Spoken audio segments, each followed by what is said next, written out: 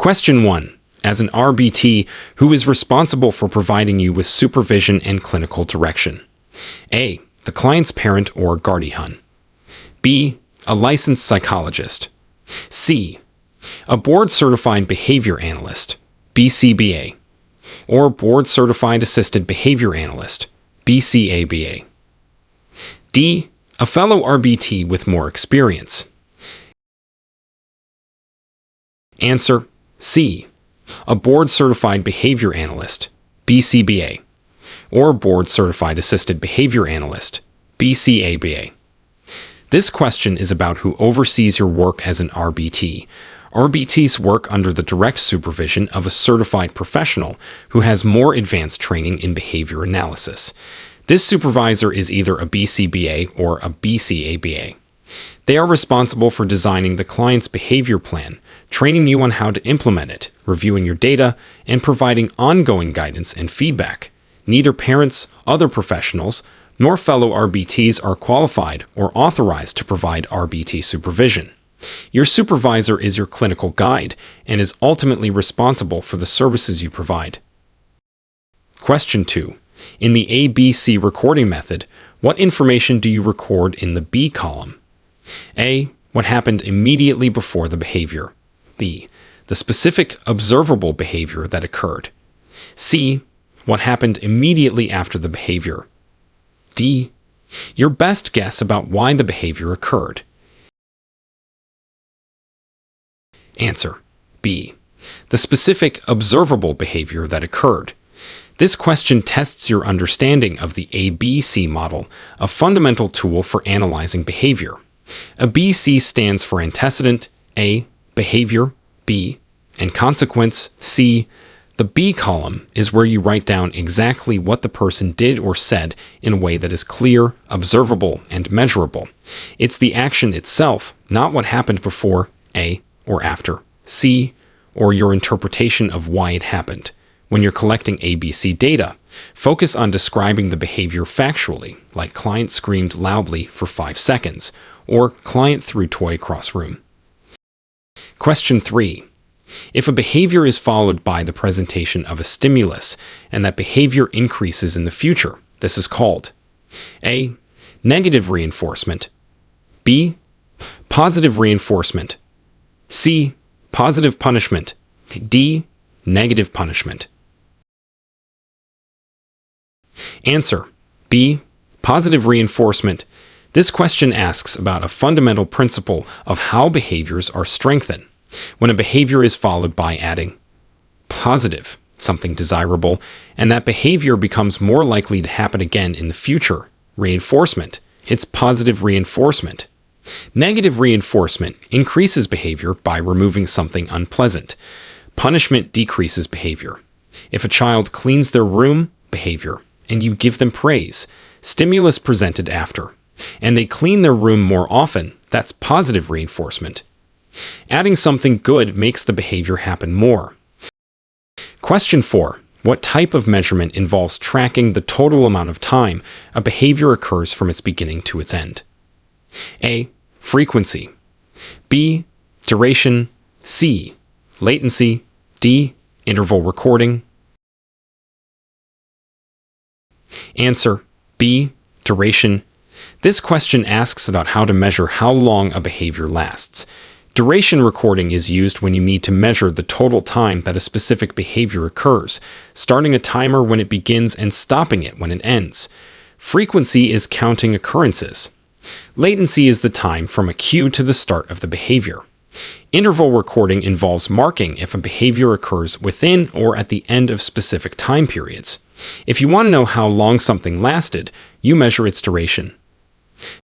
Question 5. What is the main purpose of conducting a preference assessment before implementing a teaching program? A. To determine the function of challenging behaviors. B. To find out what items or activities are likely to be effective reinforcers for the client. C. To identify the client's skill deficits. D. To teach the client to make choices. Answer: B. To find out what items or activities are likely to be effective reinforcers for the client. This question is about an important assessment used to find motivators. A preference assessment is a systematic way to figure out what items, activities, or social interactions a client likes and might be willing to work for.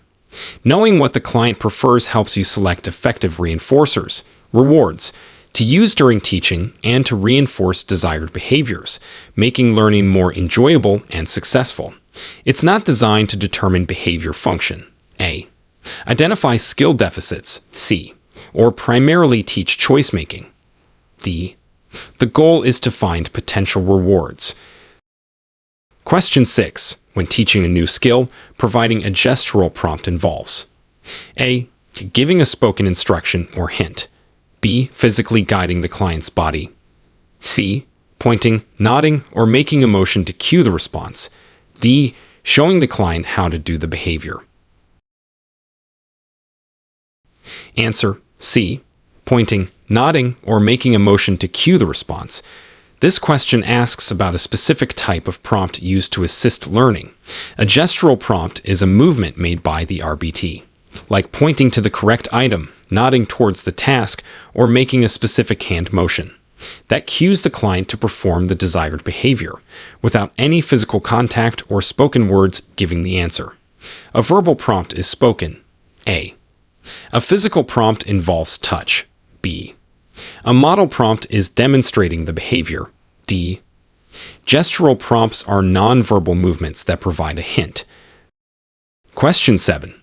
If a behavior is followed by the removal of a stimulus and that behavior increases in the future, this is called A. Negative reinforcement. B. Positive reinforcement. C. Positive punishment. D. Negative punishment. Answer: A. Negative reinforcement. This question asks about a principle that increases behavior by taking something away. The key clues are followed by the removal of a stimulus, negative, something is taken away, and that the behavior increases, reinforcement. When a behavior results in the removal of an unpleasant or aversive stimulus, and this makes the behavior more likely to occur in the future, it's called negative reinforcement. Positive reinforcement adds something good. Punishment decreases behavior. Taking an aspirin, behavior, to remove a headache, unpleasant stimulus removed, and taking aspirins more often for headaches is negative reinforcement. The behavior worked to get rid of something bad. Question 8. When documenting a session, it is essential to include A. Subjective interpretations of the client's feelings. B. Personal opinions about the client or their family. C. Objective, observable descriptions of behavior and accurate data collected. D. Any conversations had with other professionals not on the treatment team. Answer: C. Objective, observable descriptions of behavior and accurate data collected. This question is about writing professional session notes. Documentation must be factual, objective, and based on what you can see, hear, and measure. This includes describing the client's behavior using clear, observable terms, recording the data you collected accurately, and noting progress on goals or any challenges encountered. Subjective interpretations: A. Personal opinions. B. And sharing information with unauthorized people. D. Are all inappropriate and violate ethical standards. Your notes should be a factual record of the session. Question 9. What does the B stand for in the ABC model? A. Before. B. Background. C. Behavior. D. Barrier. Answer: C. Behavior. This question tests your understanding of the ABC model's second component. In the ABC framework, A is for antecedent, B is for behavior, the action or response, and C is for consequence. The behavior is the central focus you are analyzing or targeting for change. It's what the person does or says. Question 10. If a behavior is followed by a consequence that makes it less likely to occur in the future, this is called A. Reinforcement. B. Extinction. C. Punishment. D. Prompting. Answer C. Punishment. This question asks about a principle that decreases behavior. The key phrase is makes it less likely to occur in the future. Any consequence that immediately follows a behavior and reduces the future frequency of that behavior is defined as punishment. Reinforcement increases behavior. Extinction decreases behavior by withholding reinforcement. Prompting happens before the behavior. Punishment makes the behavior weaker. Question 11. What is the term for gradually reducing the level of physical guidance used to help a client learn a skill? A. Stimulus fading. B. Prompt fading. C. Shaping. D. Discrimination training. Answer B. Prompt fading. This question asks about reducing assistance when teaching, specifically focusing on reducing the help provided via prompts. Prompt fading is the systematic process of gradually reducing the level of any type of prompt, including physical prompts, as the client becomes more independent in performing the skill. Stimulus fading, A, involves changing the stimulus itself, not the prompt level. Shaping reinforces approximations. Discrimination training teaches responding differently to different stimuli. Slowly decreasing the help is prompt fading. Question 12. If a behavior occurs because it allows the client to gain access to a specific item or activity, the function is likely. A. Attention. B. Escape. C. Access to tangibles. D. Automatic. Answer C. Access to tangibles. This question asks you to identify a function of behavior based on its outcome. The clue is allows the client to gain access to a specific item or activity. When a behavior is strengthened because it results in obtaining a desired toy, food, or engaging in a preferred activity, the function is access to tangibles/activities. Attention is getting social interaction. Escape is getting away from something. Automatic reinforcement is internal. If the behavior gets them the prize, it's likely access. Question 13. When teaching a complex skill by breaking it down into smaller steps and teaching the steps in order, reinforcing completion of the sequence, this is called A. Shaping. B. Chaining. C. Generalization. D. Discrimination. Answer B. Chaining. This question asks about a method for teaching multi-step skills. Chaining is a procedure used to teach a sequence of behaviors, the steps of a task analysis, where each step provides a cue for the next, and the completion of the learned sequence is reinforced. Shaping builds a single behavior gradually. Generalization is applying skills in new settings. Discrimination is telling stimuli apart. Chaining is how you teach routines or skills with multiple steps. Question 14. What is the ethical term for treating clients with respect, honoring their choices, and protecting their privacy? A. Confidentiality. B. Professionalism. C. Client dignity. D. Integrity. Answer C. Client dignity. This question asks about an ethical principle centered on the client's worth. Maintaining client dignity means treating each client with compassion and respect, providing opportunities for choice and self-determination whenever possible, and being mindful of their privacy and comfort. Confidentiality is specifically about protecting private information. Professionalism is broader conduct. Integrity is honesty. Client dignity is about respecting the individual person. Question 15. When collecting data using momentary time, sampling with 1-minute intervals, you record yes if the behavior occurs. A. For the entire 1-minute interval. B. At any point during the 1-minute interval. C. At the very end of the 1-minute interval. D. At the very beginning of the 1-minute interval. Answer C. At the very end of the 1-minute interval. This question tests your understanding of momentary time sampling. In momentary time sampling, you check for the behavior only at the precise moment the interval ends, example, when the timer beeps. If the behavior is happening at that exact moment, you mark yes. If not, you mark no. Whole interval, A. requires the behavior throughout. Partial interval. B, requires it at any point. Momentary time sampling is a snapshot at the end of the interval. Question 16. If a behavior occurs less often in the future because something unpleasant was added immediately after the behavior, this is called A, positive reinforcement, B, negative reinforcement, C, positive punishment, D, negative punishment.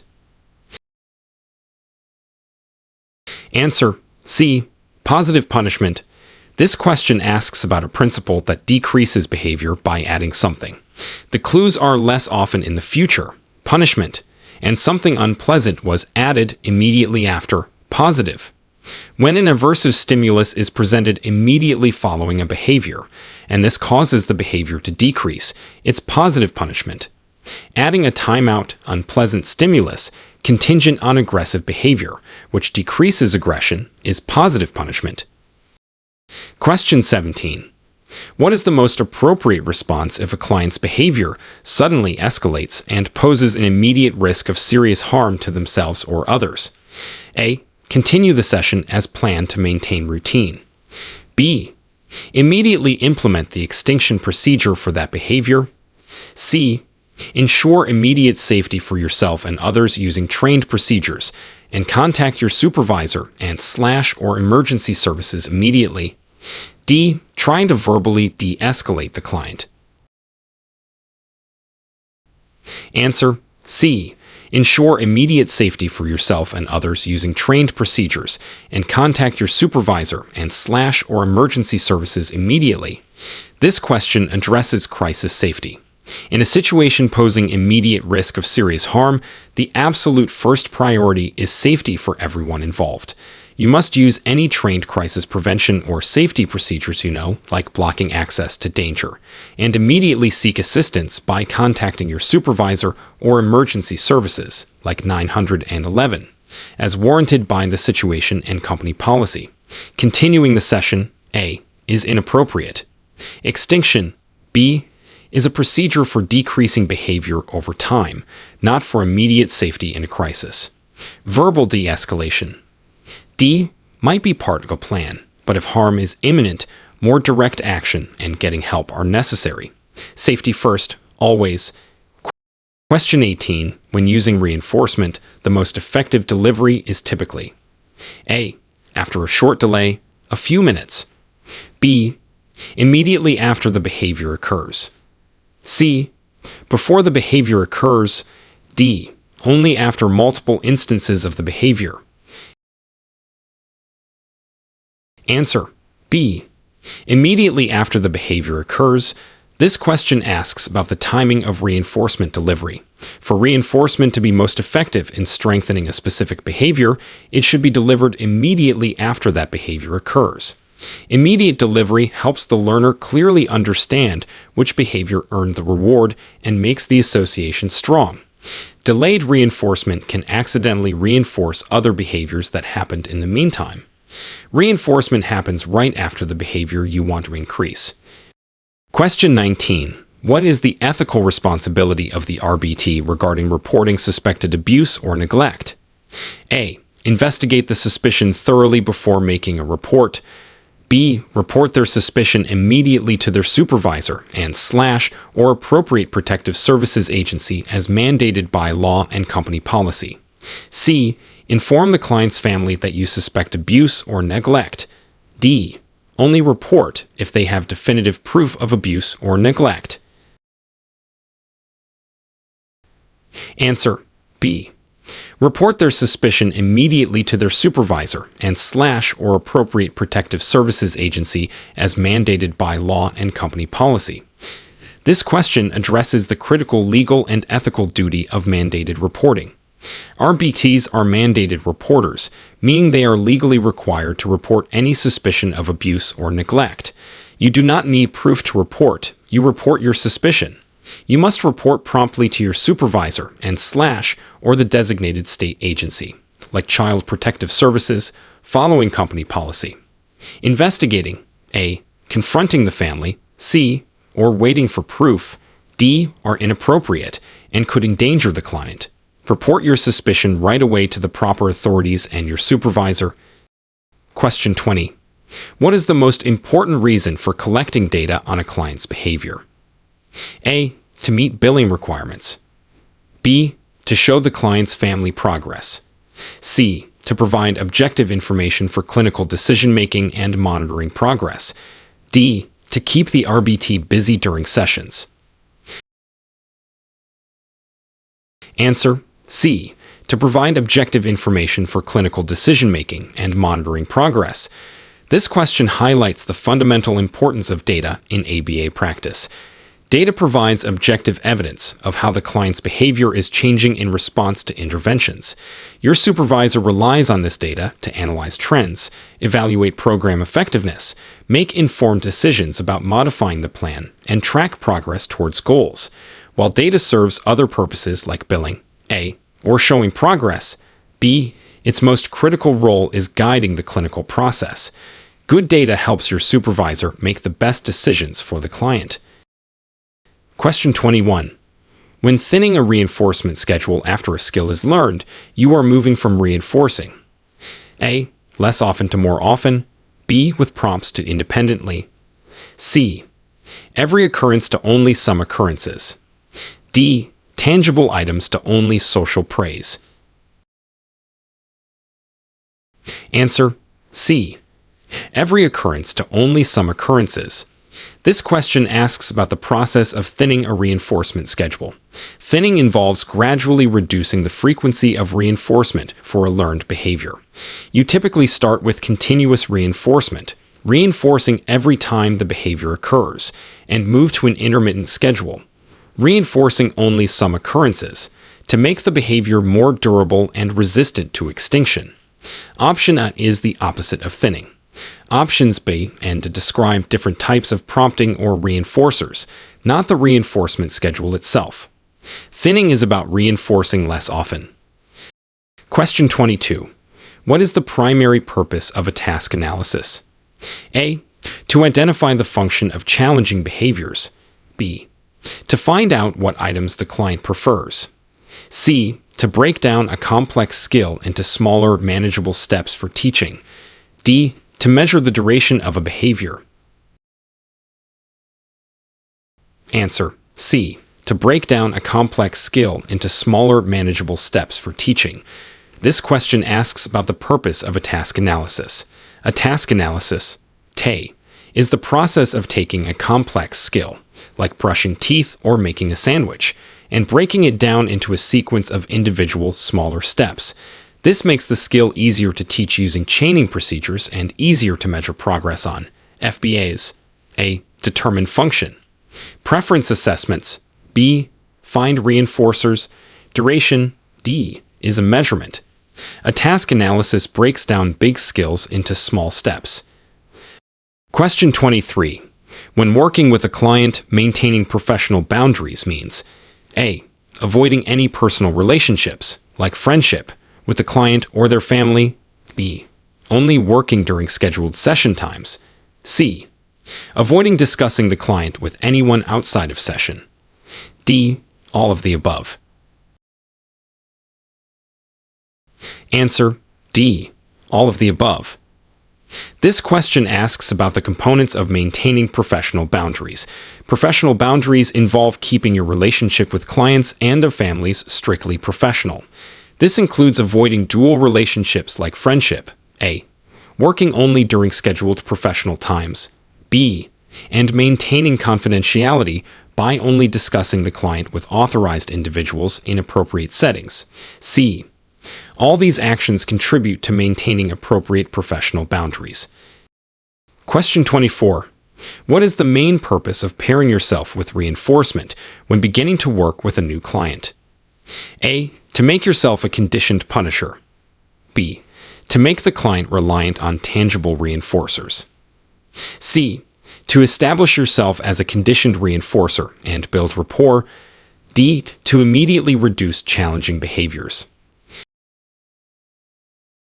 Answer: C. To establish yourself as a conditioned reinforcer and build a positive association. This question asks about the goal of pairing. Pairing involves associating yourself with highly preferred items and activities.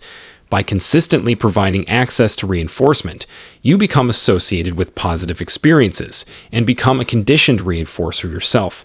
This helps build a positive relationship, rapport, with the client, making therapy more enjoyable and effective. It's about becoming a source of good things, not a punisher, A, or creating dependency, B, though it helps the client be motivated by you. It supports skill learning and behavior change, but isn't primarily for immediate behavior reduction. D. Question 25. If a client's behavior is maintained because it provides them with sensory stimulation that feels good internally, without any external consequence, what is the likely function? A. Attention. B. Escape. C. Access to tangibles. D. Automatic. Answer D. Automatic. This question asks you to identify a function of behavior based on internal reinforcement. When a behavior is maintained by the sensory feedback or internal sensation it produces without involving external social interaction or getting away from items/tasks, the function is automatic reinforcement. Hand flapping, rocking, or vocal stereotypy can sometimes be maintained this way. If the payoff comes from the behavior itself, it's automatic. Question 26. What type of verbal behavior is saying moo after hearing the sound of a cow? A. Mand. B. Tact. C. Echoic. D. Intraverbal. Answer B. Tact. This question asks you to identify a type of verbal behavior based on the antecedent. The antecedent is a nonverbal stimulus perceived through hearing, the sound of a cow. The behavior is saying the corresponding label, moo. When a verbal response is evoked by a nonverbal stimulus in the environment, heard, seen, smelled, etc., and reinforced by generalized conditioned reinforcement, like praise, it is a tact. Mand is requesting. Echoic is repeating something just heard. Intraverbal is a verbal response to another verbal stimulus. Hearing a sound and labeling it is a tact. Question 27. What is the ethical responsibility of the RBT if they observe inaccuracies in the data being collected by another RBT on the same case? A. Correct the data themselves to ensure accuracy. B. Discuss the data collection procedure with the other RBT. C. Report their observation and concerns about data accuracy to their supervising BCBA or BCABA. D. Ignore it, as it's not their personal data. Answer C. Report their observation and concerns about data accuracy to their supervising BCBA or BCABA. This question addresses data integrity and reporting to your supervisor. If you observe that data collection by another team member appears inaccurate, your responsibility is to document your observation and report your concerns to your supervising BCBA or BCABA. The supervisor is responsible for training and overseeing all RBTs on the case and ensuring data fidelity. You should not alter data yourself, A, or try to train a colleague, B, as that's outside your scope and role hierarchy. Ignoring it, D, is unethical as it impacts treatment decisions. Report data concerns to your supervisor. Question 28. When teaching a skill using discrete trial training, DTT, what is the role of the intertrial interval, ITI? A. The time the client gets to play with the reinforcer. B. The time from the instruction to the response. C. A brief pause between trials for recording data and preparing for the next trial. D. The time the RBT provides prompts. Answer C. A brief pause between trials for recording data and preparing for the next trial. This question asks about a specific component of DTT. The intertrial interval, ITI, is the short period of time between the end of one DTT trial, after the consequence, and the presentation of the next instruction, SD. This time is used by the RBT to quickly record the outcome of the previous trial and prepare for the next trial. It's not for extended play. A. The time before the response. B. Or when prompts are delivered. D. The ITI is the reset time between distinct teaching opportunities. Question 29. What is the ethical term for being truthful and avoiding deception? A. Autonomy. B. Integrity. C. Beneficence. D. Justice. Answer B. Integrity. This question asks about an ethical principle related to honesty. Integrity means being honest, truthful, and accurate in all your professional activities, including your interactions with clients, families, supervisors, and documentation. Autonomy is about choice. Beneficence is doing good. Justice is fairness. Upholding your integrity means being truthful in your work. Question 30. If a client consistently performs a skill when a specific instruction is given, SD, but does not perform that skill when a different similar instruction is given, S, the client is demonstrating A. Generalization. B. Discrimination. C. Maintenance. D. Shaping.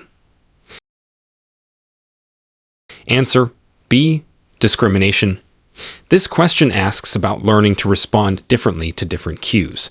When a client learns to respond appropriately in the presence of a specific stimulus, the SD, and withhold or respond differently in the presence of another similar stimulus, the S, they are demonstrating stimulus discrimination. Generalization would be responding similarly to different stimuli. Maintenance is performing the skill over time. Shaping builds a single behavior. Telling the difference between signals that indicate when a behavior will be reinforced is discrimination. Question 31. What is the main reason for conducting baseline data collection before implementing a new program? A. To show the client's parents how much progress is needed. B. To gather information on the behavior before intervention to evaluate the intervention's effect. C. To determine the function of the target behavior. D. To increase the client's motivation for reinforcement. Answer B. To gather information on the behavior before intervention to evaluate the intervention's effect. This question asks about the purpose of baseline data.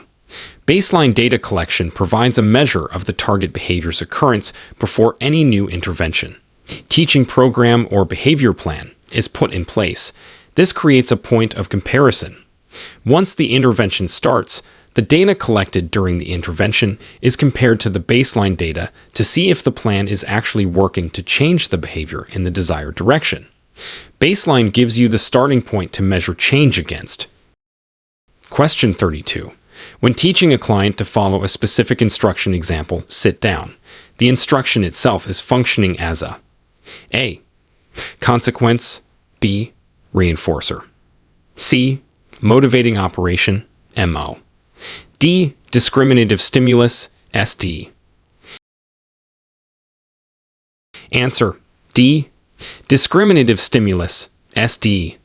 This question asks about the antecedent stimulus that signals reinforcement for a specific behavior. The instruction sit down is a stimulus presented before the behavior. It signals to the client that if they perform the specific behavior, sitting down, in its presence, reinforcement is available. This makes the instruction a discriminative stimulus, SD. A consequence happens after the behavior. A reinforcer is a type of consequence. An MO affects motivation. This EST tells the client when to do the behavior for a payoff. Question 33. What is the ethical term for treating clients fairly and equitably without bias? A. Beneficence. B. Non-maleficence. C. Autonomy. D. Justice. Answer D. Justice. This question asks about an ethical principle related to fairness. Justice in ABA ethics means ensuring services are provided equitably, considering individual needs, and avoiding discrimination based on factors like race, ethnicity, gender, socioeconomic status, or disability. It's about providing fair access to and delivery of effective treatment. Beneficence is doing good. Non-maleficence is avoiding harm. Autonomy is about choice. Treating everyone fairly is the principle of justice. Question 34. If a client engages in a behavior and, as a result, something they like is removed immediately after the behavior, and this causes the behavior to decrease in the future, this is an example of A. Positive reinforcement, B. Negative reinforcement, C. Positive punishment, D. Negative punishment. Answer: D. Negative punishment. This question asks about a principle that decreases behavior by taking something away. The clues are causes the behavior to decrease in the future, punishment, and something they like is removed immediately after, negative. When a desirable stimulus is taken away following a behavior, and this makes the behavior less likely to occur again, it's negative punishment. Taking away a client's earned token, something they like removed, because they hit a peer, behavior, and the hitting decreases, is negative punishment. Question 35. What is the primary ethical consideration when selecting target behaviors for intervention? A. The behavior is easy to measure and track. B. The behavior is the most challenging behavior exhibited by the client. C. The behavior is socially significant and will lead to meaningful improvements in the client's life. D. The behavior is typically targeted for clients with the same diagnosis. Answer: C. The behavior is socially significant and will lead to meaningful improvements in the client's life. This question reinforces the core ethical principle of focusing on socially significant behaviors. ABA aims to change behaviors that are important and valuable to the individual client and their community, leading to positive impacts on their independence, safety, social skills, or overall quality of life. Ease of measurement. A. Whether it's the most challenging. B. Or whether it's typical for a diagnosis. D. Are secondary considerations. The priority is choosing goals that truly matter and will improve the client's life.